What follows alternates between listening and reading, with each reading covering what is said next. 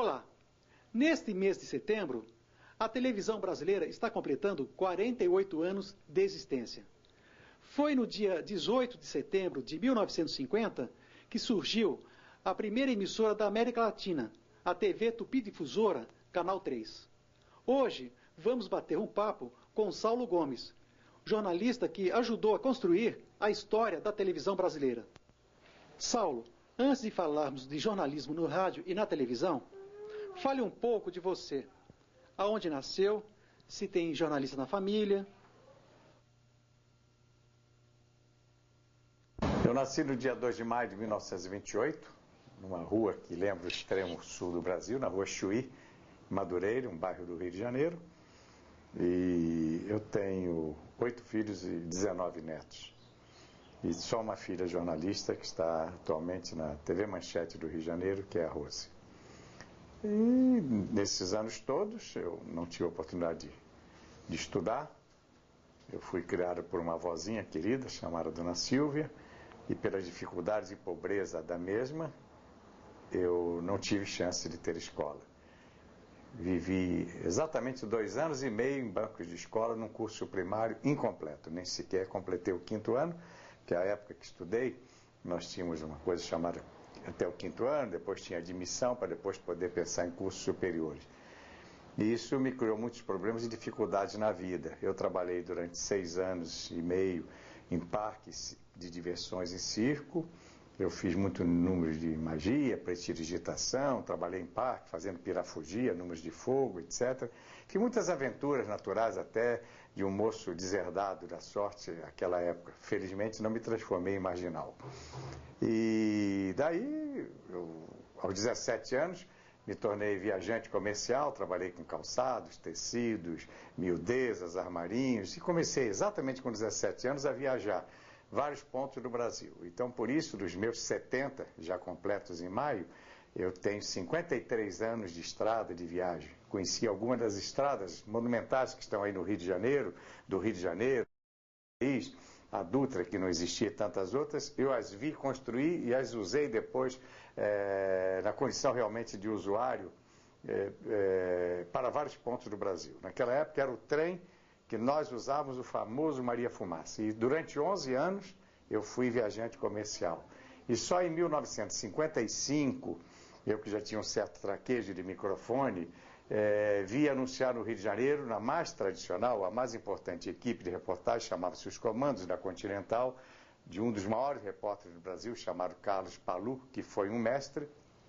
Eu resolvi me inscrever na Rádio Continental do Rio de Janeiro, numa turma de mais de 200 moços, para ser rádio repórter da mais famosa equipe do Rio. E em São Paulo era a Rádio Pan-Americana, no Rio de Janeiro, Rádio Continental. As duas se associavam em grandes acontecimentos jornalísticos e esportivos. E eu passei, fui o primeiro colocado naquele concurso de repórter, e por isso, no dia 14 de janeiro de 56, portanto, no próximo janeiro de 99 vai se completar 43 anos, eu, na sede da antiga Associação Brasileira de Rádio, tive a primeira emoção do microfone entrevistando Ângela Maria, Ari Barroso, as rainhas do rádio da época e tantos outros artistas, Vicente Celestino, porque eram todos os vitoriosos daquele ano num concurso da chamada Revista do Rádio. E foi essa minha primeira reportagem. Logo a seguir, cobri o Carnaval do Rio de Janeiro, que era uma marca da Rádio Continental antiga, e nessa cobertura de Carnaval, eu que percebi que era tudo muito difícil, que precisava disputar um lugar ao sol, pratiquei um ato de audácia que me valeu premiação naquele primeiro ano, dos principais prêmios de reportagem, mas principalmente um nome já começando a funcionar no jornalismo de rádio do Rio de Janeiro, quando ainda era capital da República. Eu permaneci acordado durante 87 horas numa cobertura de carnaval. Isso representou um recorde de horas ao microfone, ininterruptamente. E daí, isso ainda era ano de 56, vieram os acontecimentos políticos, eu fui ser repórter político na Câmara Federal e participei de todos os grandes acontecimentos, as 2 tentativas de jovens oficiais da aeronáutica para derrubar Juscelino Kubitschek, que são os políticos conhecem e sabem, que é o movimento de Jacarecanga e Aragarças. eu cobri bem esse acontecimento, isso resultou num grande inquérito na Câmara Federal para tentar caçar o governador, ex-governador Carlos Lacerda, ato do Juscelino Kubitschek. Enfim, aí foi a primeira crise política que eu conheci como repórter. Isso já era consequência dos acontecimentos de 55. E então, como repórter político, em 56 o ano correu muito bem para mim, modéstia à parte, eu me destaquei como repórter político e permaneci na Câmara Federal até abril de 1960, quando se efetivou a mudança da capital.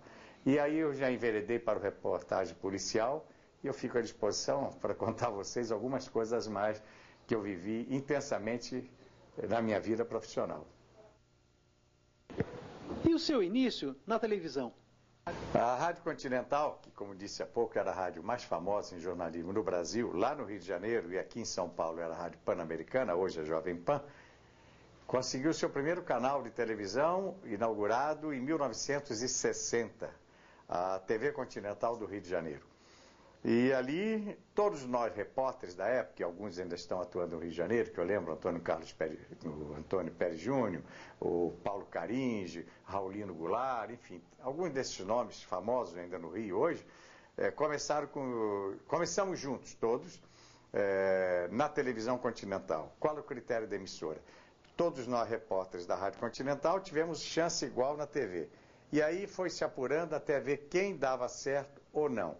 Alguns poucos acertaram com a televisão, que é um mundo, ou era um mundo totalmente diferente para nós, papagaios, microfone, acostumados com microfone de rádio, e daí então nós ficamos na televisão durante todo aquele ano, aquele meio ano de 60, e eu comecei a ter chance e um certo destaque no meu trabalho pela TV Continental. Então, efetivamente, eu comecei televisão, rádio em 56, televisão em 60. Saulo, conte a respeito das suas grandes reportagens. E qual foi a que mais te marcou? Olha, eu participei como repórter e me transformaram sempre em testemunha dos maiores crimes de São Paulo e Rio de Janeiro. Mas bem antes, lá no Rio de Janeiro, o caso aí da Cury, que foi um caso rumoroso, passaram alguns anos, a apuração para se efetivar ou provar se realmente o Tenente Bandeira era ou não o criminoso do famoso crime do Sacopã, e alguns outros casos policiais de grande repercussão no Rio de Janeiro, eu sempre tive uma atuação muito grande. E pelo trabalho que desenvolvia, pelas provas que eu procurava, pela investigação que eu sempre tive o hábito de fazer, o mesmo tipo de jornalismo que eu mantenho hoje, o fato muito, de repente eu estava envolvido nos processos ou pela acusação ou pela defesa de alguém acusado sendo chamado aos autos. Mas de todo, como testemunha, mas de todos esses casos, sem dúvida, de maior repercussão, porque coube a mim fazer a prova de quem era a verdadeira criminosa na história, foi o caso da Fera da Penha. Neide Maia Lopes, que aos 24 anos de idade matou com um tiro na cabeça e incendiou seu corpo uma meninazinha de 4 anos de idade chamada Tânia. Isso por uma cena de ciúme doentio pelo pai de Tânia, chamado um motorista de caminhão chamado Antônio. Esse caso aconteceu no Rio de Janeiro, em 1960, exatamente no mês de julho. E a confissão que a polícia, durante 24 horas, não conseguiu arrancar desta mulher, que foi apelidada pela imprensa de Fera da Penha, eu consegui uma conversa tranquila e, de repente, ela se envolveu com a minha conversa e acabou confessando como havia matado e por que havia matado a criança. Esse foi, talvez, o caso de má repercussão na área policial. No campo político, já fiz uma referência.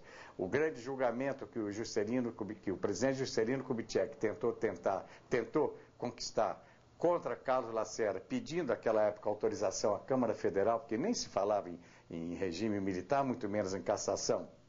E quando Juscelino tentou caçar um aguerrido deputado, o maior tribuno que tivemos, que anos depois veio ser governador do Rio de Janeiro, que era o Carlos Lacerda, eu fui o repórter de destaque pelas revelações e pelas grandes informações que eu consegui do próprio Carlos Lacerda na Câmara Federal, tumultuando o mais complexo processo político da época e me tornando, por isso, uma parte importante como depoente dentro daquele processo político nas dependências do Palácio Tiradentes, que é até hoje a sede do Legislativo, agora estadual do Rio de Janeiro, aquela época a Câmara Federal. Então, esses foram alguns assuntos assim de muito destaque. Mas talvez o mais marcante de todos, pelo inusitado da coisa, foi em 1961, quando com alguns companheiros eu me internei na selva amazônica durante 47 dias, indo conhecer os mais difíceis, os mais perigosos índios do Brasil. E convivendo com eles durante 47 dias nas condições mais precárias possíveis. Índios esses que recentemente, numa reportagem já para o Ratinho Livre, uma dessas aldeias eu fui novamente visitar já nesse ano de 98. Então essa talvez tenha sido a reportagem mais complicada, mais perigosa, mais difícil, onde morreu uma pessoa dos 18 que integravam essa equipe na mata, na selva amazônica. Foi exatamente em 1961. Os índios Gorotírios, Meclonotírios e os Cubancancrém, todos da nação Kayapó, visitados por nós e levados pelo maior sertanista que nós tivemos no Rio de Janeiro, aliás, no Brasil, que era o falecido Francisco Meireles. Hoje nós falamos muito dos irmãos Vilas Boas, que são, tanto quanto Francisco Meireles, muito competentes e de grande e recente história que nós temos contado. Então, essa visita aos índios Kayapó, na Bacia Amazônica, representou um marco no jornalismo brasileiro, porque foi a primeira vez que uma equipe de televisão, com todas as dificuldades e precariedade do próprio equipamento, conseguiu documentar os índios em estado de guerra e cenas impressionantes e dramáticas nos rios daquela região, do sul do Pará, dentro da Bacia Amazônica, junto a esses índios da nação Kayapó. E aí, no meio disso, tem outros grandes acontecimentos, mas não caberia, né, contar aqui, porque é muita coisa, muita história, e eu tenho toda registrada no meu computador.